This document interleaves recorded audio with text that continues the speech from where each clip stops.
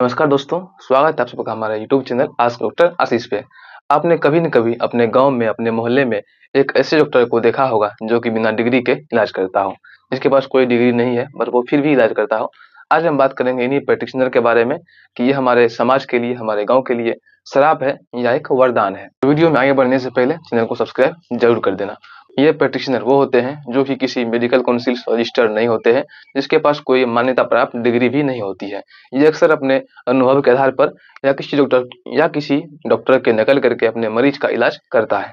अब जरा सोचिए, एक गांव जहां 15 से 20 किलोमीटर की दूरी पे कोई अस्पताल नहीं है, ना कोई रजिस्टर्ड डॉक्टर है, चाहे फिर गर्भवती महिला हो या बुखार से तड़पता बच्चा हो, उसके लिए पहला ऑप्शन यही प्रैक्टिशनर बनते हैं। और गांव एरिया में बहुत ऐसे लोग रहते हैं जिसके पास कोई रेगुलर इनकम सोर्स नहीं है, जो कि एक एमबीबीएस एमडी को अफोर्ड कर सके।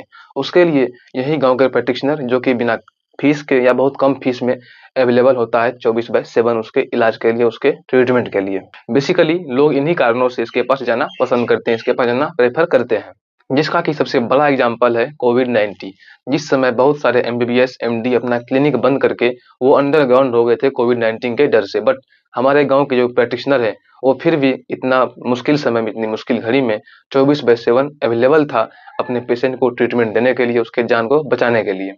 हमारे समाज में, शहर में बहुत सारे ऐसे नामी-गामी एमबीबीएस एमडी डॉक्टर हैं जो कि पेशेंट के बारे में बिल्कुल नहीं सोचते हैं। वो अपना पॉकेट भरने के चक्कर में जिस पेशेंट का डायग्नोसिस वो 500 रुपए की इन्वेस्टिगेशन से बना सकता है, उसी पेशेंट के डायग्नोसिस बनाने के लिए वो उस पेशेंट का 1000 या 1500 रुपया भी खर्च करवा देते हैं, ताकि उस डॉक्टर का भी कमीशन बना रहे, उसका पॉकेट भरा रहे। यहीं तक नहीं, उसके बाद मेडिसिन प्रिस्क्राइब करते समय सपोर्टिव मेडिसिन के नाम पर 2-3 एक्स्ट्रा मेडिसिन उसे प्रिस्क्राइब कर देते हैं, ताकि उसका बिल थोड़ा ज्यादा बने और उसका इनकम थोड़ा ज्यादा हो सके।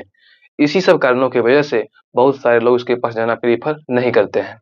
वहीं हमारे समाज में कुछ ऐसे भी डॉक्टर हैं जो कि अपना इनकम के बारे में बिल्कुल नहीं सोचते हैं। वो चाहते हैं उसका पेशेंट कम से कम रुपए में ठीक हो जाए, कम से कम रुपए खर्च करके ठीक हो जाए।